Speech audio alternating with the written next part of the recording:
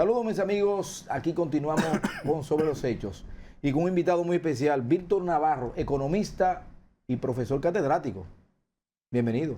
Gracias Domingo, gracias Marino por la invitación. Esperemos que este tiempo sea de edificación, sobre todo para quienes regalen su tiempo para escucharnos.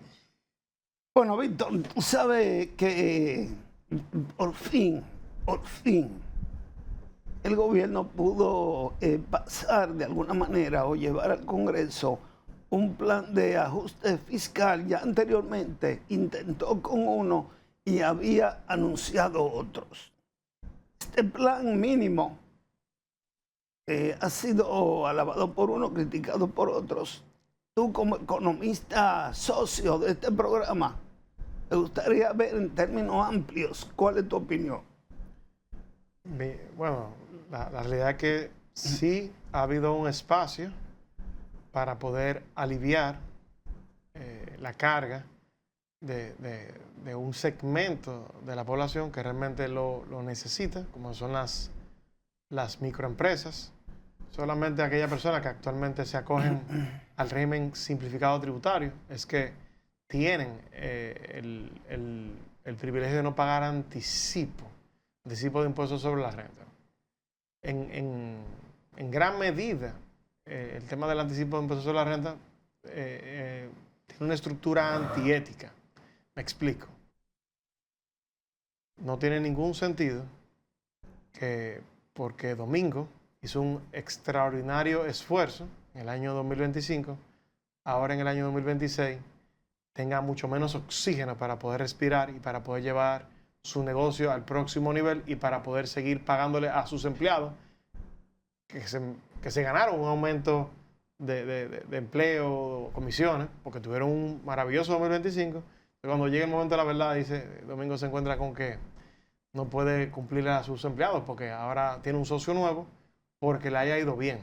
Entonces, nunca se debe de castigar un resultado positivo, sobre todo un resultado positivo sin tú saber lo que te va a pasar en el año 2026. Y definitivamente las microempresas, que fueron las únicas que se tocaron dentro de esa propuesta, de plan yo diría, de plan de mini ajuste fiscal. Estamos hablando de unos 50.000, 60.000 millones de pesos, lo que busca este plan. Y existen muchos mecanismos para poder recolectar este dinero de una forma que le haga pues, mucho menos daño, en este caso a la clase media, que es a donde realmente apunta. Otra medida positiva, manteniendo en la parte positiva, es que si Domingo tenía un inmueble que lo compró hace 30 años atrás y de repente lo quiere vender, no lo podía vender porque de repente si lo compraste en 60.000 pesos, que fue lo que costó la casa de cuando yo nací, cuando yo era niño, y de repente la casa se vende en 6 millones de pesos, Domingo tenía que pagar y Marino tenía que pagar el 27%. Ahora, todo lo que tiene que ver con ganancia de capital ha bajado de un 27% a un 10%, lo cual se supone que debe dar una altísima motivación a que la persona quieran ya hacer los debidos procesos y poder, sobre todo las empresas que tienen ese espíritu de querer tener gastos fiscales y eventualmente ese escudo fiscal como producto de la depreciación del inmueble, pues yo sí quiero esa formalidad porque esa formalidad me ayuda de manera legal a yo pagar de manera correcta, conforme al Código Tributario del 92, pues menor cantidad de impuestos sobre la renta. Es una buena medida. Otra es que si Marino en vida, o yo en vida, yo que tengo mis hijos también, quería darle mi herencia en vida a mis hijos, pues yo también tenía que pagarle un impuesto sobre la renta de un 27% de ese patrimonio que yo le quería transferir a mis hijos en vida y aún después de muerte, y eso lo han bajado de un 27% a un 3%.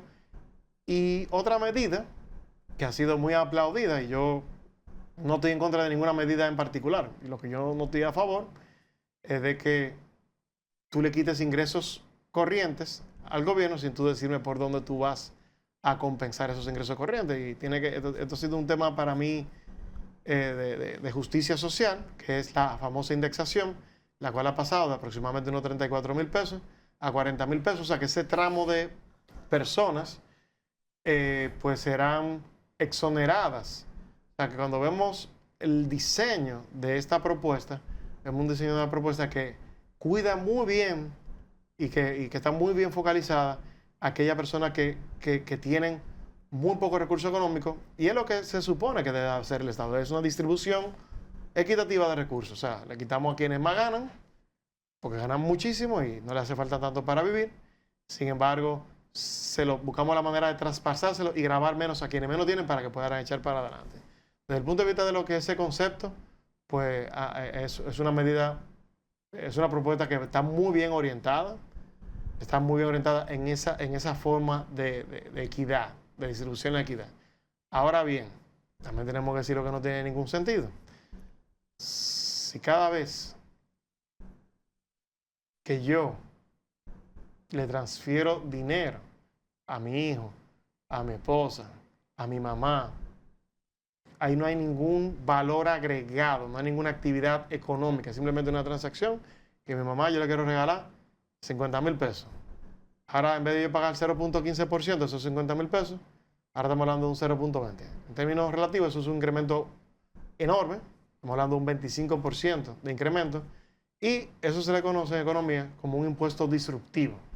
Porque es un impuesto que no tiene nada que ver con ninguna actividad económica, como bien le decía. O sea, no hay un valor agregado, no hay una ganancia. Simplemente cash inmediato para el gobierno. Es como recolección inmediata. Y esto pues carece de sentido. Otra cosa que también carece de sentido dentro del nuevo plan que nos ponen sobre la mesa es que aquellas personas que ganan a partir de los 400,000 pesos anuales, que no es nada, en vez de un 25% del ingreso del salario, pues le pongan un 27%. Yo les aseguro a ustedes que con la inflación acumulada de los últimos 10 años, esa persona que actualmente está pagando un 25%, con mucha dificultad, quizás está pudiendo cubrir la necesidad básica de su hogar, como lo es alquiler de la vivienda, que ha incrementado, como lo es los alimentos, que a nivel internacional y en República Dominicana obviamente también ha incrementado, y también el tema simplemente ya de la salud y la educación de sus hijos. Pero cuando tú sumas necesidades puramente básicas y esenciales, también como el pago quizás del internet en esta época, el pago de la energía eléctrica en esta época, pues tú ves que una persona que esté ganando 400,000 pesos anuales, cuando tú ahora le va a grabar ese tramo, en vez de quitarle un 25%, le va a quitar un 27%, pues es algo que me parece también excesivo y no tiene nada de empatía hacia esa clase media. Por último, pues aquellas empresas que ganan más de 1,000 millones de pesos, estamos diciendo que van a pasar de un 27% a un 30%. Yo diría, oye, pero son empresas que están moviendo más de 1,000 millones de pesos. Claro que sí. De hecho, aquí volvemos a lo mismo. Se ve que sí, que estamos quitándole mucha plata a quienes ganan mucho más dinero y estamos liberando y dándole oxígeno a quienes ganan menos dinero. Desde ese concepto, veo de verdad, por primera vez en mucho tiempo en la República Dominicana, una propuesta bastante equilibrada. Sin embargo, cuando nos vamos a propuestas que son muy básicas, como la disminución de la informalidad en la economía dominicana, de eso nadie habla. Y para que tú entiendas, en la República Dominicana existen dos grandes hoyos. Uno, que yo personalmente tocaría quirúrgicamente, que tiene que ver con lo que se llama el gasto fiscal o las exenciones tributarias, las cuales aproximadamente son de más de 300,000 millones de pesos, dígase. Estamos buscando 50,000, 60,000 millones que como consecuencia del choque externo de los incrementos del precio del combustible como producto de la guerra Estados Unidos-Irán. Esa realidad ya no está tan marcada como lo vimos recientemente. República Dominicana, a diferencia de otros países, no ha incrementado en la misma magnitud que otros países de la región el incremento en los precios de los combustibles. Otros lo han incrementado en un 30%, en un 50%, en un 60%. Sin embargo, eso no es comparable a que nosotros solamente lo haya incrementado un 15%, porque en esos países, por cada galón de gasolina que ellos consumen, nos pagan de 90 a 102 pesos de impuestos solamente por galón. O sea, cuando tú, en términos relativos, haces un incremento de una base que ya es muy elevada, porque ya tiene un impuesto, pues esa comparación no es justa y no es medible. Entonces, cuando tú me dices que tú quieres buscar 50,000, 60,000 dólares en lo inmediato a través de estas medidas, pues yo creo que hay medidas que son mucho más sensatas y que sí tienen que ver con la construcción del valor. Por ejemplo, de las exenciones que yo sí pude revisar detalladamente, Marino, Domingo, está la exención en el tema del desarrollo del mercado de valores. El que está poniendo su dinero en el mercado de valores es porque tuvo la capacidad de ahorrar, por tanto, de invertir. Por tanto, no es esa persona que está tratando de pagar los bienes básicos de su hogar. Por tanto, buscar la forma, no de eliminar al 100% de las exenciones del mercado de valores, que ascienden aproximadamente a unos 7.000 millones de pesos anuales, y ahí tenemos un dinero importante recaudado. Ahí tenemos otra partida, que vuelvo y repito, no que tampoco hay que quitarle absolutamente todo, pero gradualmente tú le puedes desmontar un poco, que tiene que ver con el tema de la ley de cine, que actualmente genera un gasto fiscal de aproximadamente unos 5.000 millones de pesos anuales. Ya 5 más 7, ya tenemos 13.000 millones de pesos de los 50, 60.000 que es los objetivos. Y ya las demás partidas yo no las tocaría, que tienen que ver con temas de zona franca, temas de desarrollo turístico. ¿Por qué? Porque aquí tú estás dejando de recaudar pesos para poder producir dólares. Y eso, cuando la gente de manera ligera dice, no, que hay que disminuir las exenciones, los gastos fiscales. No, hay gastos fiscales que son estratégicos y que generan divisas para la República Dominicana y que, aunque ya hayamos crecido mucho, eso no quiere decir que no tenemos que seguir creciendo en esa dimensión. Ahora bien, a donde sí tenemos que prestar mucha atención y a donde, desde mi punto de vista, siempre lo he dicho, es la única acción colectiva que hay que articular, es el tema de la informalidad de la República Dominicana. Para que tengamos una idea, en lo que va de año, en el primer trimestre, el 85% de los nuevos empleos que se generaron en el sector informal en la República Dominicana en el año 2026. Eso es preocupante y eso es alarmante.